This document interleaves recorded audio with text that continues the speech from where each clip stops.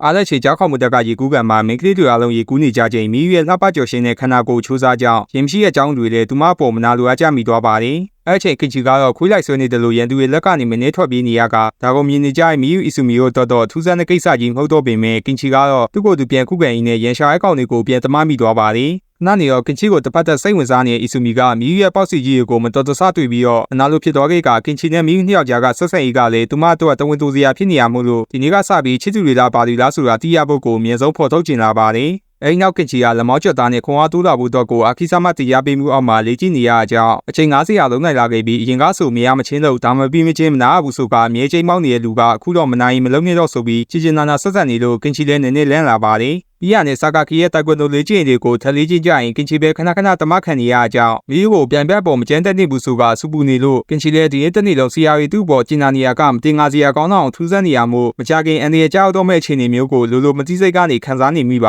တယ်ဒီနောက်တော့ဗာမြဲဖြစ်လာမလဲဆိုကတန်းတို့စဉ်းစားနေရင်အပချန်မတင်ငါစရာကောင်းတဲ့ပြုမှုကြောင့်ဗာဒီမြဲကျက်စီနေကြရတယ်လို့မိလိုက်တာကိုမလိန်တက်တဲ့အပချန်တရားဇောကျွေးပြန်လာခဲ့ကနောက်ကနေရှိကူလဲနဲ့သူမကြော်သေးကတော့ဒီကနေမြဲဆုံးထွက်ပြေးရောလို့ပြောနေရကြောင်းခင်ချီလဲစိတ်မရှိရောရနဲ့6ရက်စလုံးကိုမြဲချင်းဆိုင်တဲမိပါတော့တယ်ကင်ချီကဒီရိုဇာဘတ်ခုကိုကျန်းတဲ့ချိန်တွေများပြီမေလို့သူ့အတွက်တော့ဖိုးတန်တဲ့နေရာတစ်ခုလိုသတ်မှတ်ထားပြီးဒါကိုသိနေတဲ့အာခီဆာမတို့ကလည်းကင်ချီဘယ်လောက်ထိတန်မိုးထားလဲဆိုတာသိရအောင်အတူနေတပည့်ဖြစ်ရွေးချယ်ထားကြရလို့ပြန်ဖြေလိုက်ပါတယ်သူနေတပည့်ဆိုတာနီးပြတွေနဲ့အတူစားအတူအိမ်နဲ့အကုန်လုံးကိုအတူတူလောက်ကြတာကိုခေါ်ပြီးအဲ့လိုလုပ်ချင်းအဖြစ်ဆရာတွေရဲ့တီးတီးမြပညာအားလုံးကိုလက်ဆင့်ကမ်းပြီးနိုင်မှာဖြစ်တဲ့အပြင်24နိုင်လုံးလုံးအနီးကပ်တိုင်းပညာရေးသင်ပေးနိုင်မှာဖြစ်ပါတယ်ဒီလိုခွင့်ရေးဒီလိုလမ်းကြောင်းမျိုးရနိုင်ဖို့ကသူတို့မှလုံးဝမလွယ်ကူတာကြောင့်အရွေးခံအနေကင်ချီကိုမင်းကန်ကောင်းဆုံးလူသားဖြစ်လာပြီးနောက်နေ့ကစပြီးဒီမှာပဲမြေလေးကျင်နေရမယ်ဆိုကမန်ပြည့်နဲ့ပြောလိုက်လို့ကင်ချီလည်း24နိုင်လုံးသားနေတိုင်းဒီပါတင်ရမယ်ဆိုရင်ချက်ချင်းမတာပေါ်တော့နိုင်တာမို့လို့အာခီဆာမတို့လိုက်တားနေတဲ့ကြားကနေကွက်ကောင်းတွေထုံထုံပြီးတော့မရမကထွက်ပြေးပါတော့တယ်ဒါပေမဲ့ဆာကာကီဖိုဂျီဟောက်တို့ပါလိုက်ဖမ်းတာကြောင့်ကင်ချီလည်းကျိုးတော့ခံလိုက်ရပြီးဆာကာကီတို့ကလူဆိုရာကမွေးပြီးတနည်းတေးကြရမှာပဲအပြင်မှာ6ရက်ခံရလို့တရားထက်လေးကျင်တရားကမင်းတို့ပိုကောင်းပါလေဆိုကတစ်ဖက်သက်တွေပြောနေရမို့လို့ကင်ချီလည်းမြစ်တာတရားမရှိရဲ့ပျော်ပရှင်တဲ့လူသက်သမားကြီးတွေဆိုပြီးချိန်ဆပြလိုက်ပါတယ်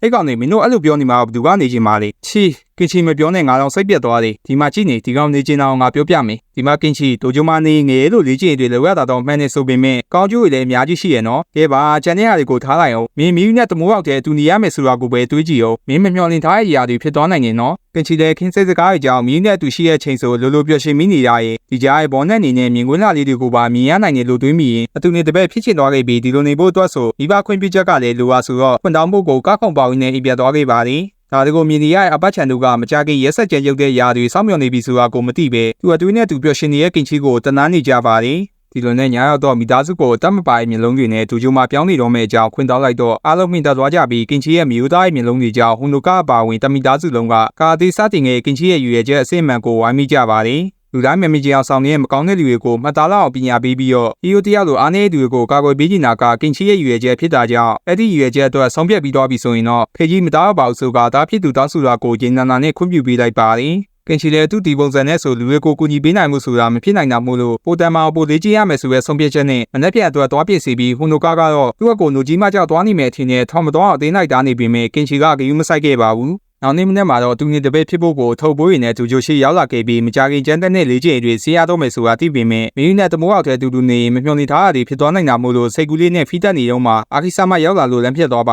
တယ်ခဏနေရောဝစ်စားရည်လဲပြီးအာမန်ပြင်းနဲ့ခန်းထဲဝင်သွားချိန်မှာကြောက်စီရကောင်းတဲ့ဆရာကြီးရဲ့သွေးစနေရဲ့ကြည့်ရကြောင်းကင်ချီလဲချက်ချင်းတတိလစ်သွားပါတယ်အဲ့ကောင်ကင်ချီထားတော့မင်းကရူဇာပတ်ကွေရဲ့တရားဝင်တပည့်ဖြစ်သွားပြီအခုကစပြီးတော့ငါတို့ကိုဆရာမဟုတ်ပဲနီးပြလို့ခေါ်ရမယ်ကြားလားဟုတ်ကဲ့ပါနီးပြကြီးဆာကာခီဒီထက်ပူကျဲစန်းဆိုကအတီပေါက်တင်နဲ့ပြောနေလို့ကင်ချီလဲဒီကောင်းတော့အော်ပြလိုက်မှမစိုးဘလို့အော်ရမလဲဆိုတာသိပြီဆိုတော့ခေါင်းထဲမှာမင်းကျန်းဆုံးလို့ထင်မဲ့ training မျိုးကိုတွေးကြည့်တွေးပြီးပြီဆိုရင်အဲ့ဟာကနှိပ်ပြန်ပဲတကယ်ငယ်ရဲ့ training ကအခုမှစမှဆိုပြီးပြောလိုက်လို့ဒီကြောင်လုံးကင်ချီ order အနေနဲ့ပြည့်နှက်သွားပါတယ်ပါမီမပါလိုက်ကင်ချီတို့ကနောက်ကျောချက်သားနဲ့ဘိုက်ချက်သားတောက်တင်းလာစေဖို့ကိုငါကိတလို့ရင်ဆုံးကိပေးနေခဲ့ကလူဆိုအမျိုးကအတည်းကြောက်တာရင်လိုတူမသိစိတ်ကနေကိုစွိုင်းတဲ့ကြော်လွန်တဲ့အင်အားတွေရလာနေတာကြောင့်အာခီဆာမကိုတိုင်ပင်မခံပြီးကင်ချီတို့ကမိခင်ပေးနေရတာဖြစ်ပါတယ်နောက်တော့လက်ဒီချက်တွေကိုခြေခံချက်တွေလိုမြင်ဆန်နိုင်အောင်နဲ့နမောင်းတစ်ခုလုံးရင်ထက်သုံးစားတန်မှလာအောင်အခီဆာမရဲ့နေပြူအတိုင်းရဲရိဆက်ရိမ့်နေတယ်လို့ပုံစံမျိုးနဲ့ကင်ချီတို့လေ့ကျင့်ပေးနေခဲ့ကပြီးရနဲ့အကြောက်တရားကိုလူဆန်ကျင်လို့ခေါ်တဲ့နီလန်အတိုင်းပန်းတီးတွေကိုနှာကိုပေါ်တင်ပြီးရှေ့ကူတဲ့တာခုတ်ချက်တွေနဲ့အရင်လိုလွယ်နဲ့လိပ်ပြမလင်သွားအောင်လို့တရားပေးနေပါတယ်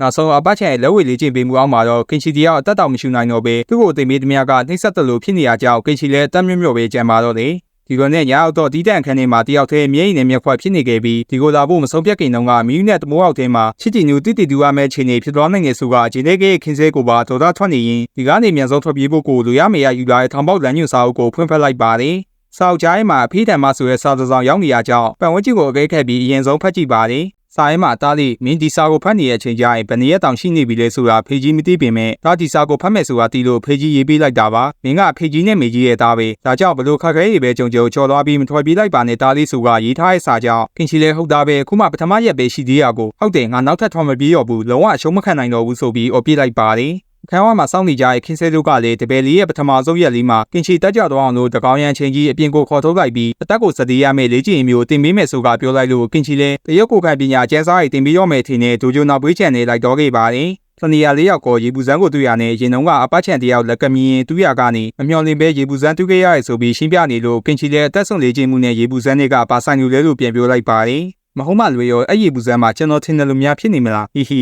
မကောင်းဘူးတော့နီးပြခင်းစေဒါကကျွန်တော်တို့လုပ်တဲ့အရာမဟုတ်ဘူးမတော်တင်ဘူးလို့သာပါဇက်ကပြောနေပေမဲ့အခွင့်အရေးကိုလည်းလက်လွတ်မခံနိုင်တာကြောင့်ရေပူစမ်းသားကိုတဖြည်းဖြည်းတိုးတော့ကြပါတယ်အသက်ဆုံးလေးကျင်ဆိုတာကတော့ဒီပန်ဝင်းကျင်အနီးတစ်ဝိုက်ကနေခင်းစေချောင်းကြီးမှာဆိုလို့မြည်ရှိကူလေတို့ကိုယ်တိုင်ပြုလုပ်ထားတဲ့အန်တီများရဲ့ထောင်ချောက်တွေကိုဖျက်ကျော်ရမှာကြောင့်ဖြစ်ပြီးနှစ်ယောက်စလုံးရဲ့ချောင်းကြီးရင်နဲ့ဝါဒနာကဆွဲကြီးတော့ဆရာတပည့်နှစ်ယောက်တရားကိုတရားဖိမကူကြီးကခက်ခဲကိုကြော်ပြက်လာရင်းနဲ့အောင်မြင်စွာနဲ့ရေပူစမ်းသားကိုရောက်ရှိလာခဲ့ပါတယ်ဒါပေမဲ့ရေချိုးနေတဲ့လူကအမီးမဟုတ်ပဲအဖိုးကြီးဟောက်တို့ဖြစ်နေလို့နှစ်ယောက်သားလမ်းပြတ်သွားကြပြီးထွက်ပြေးသူကလည်းမရတာကြောင့်အသက်နဲ့ရင်ပြီးကြိုးစားလာခဲ့တဲ့မြတ်ကတဲရည်တုံဖြစ်သွားခဲ့ရပါတယ်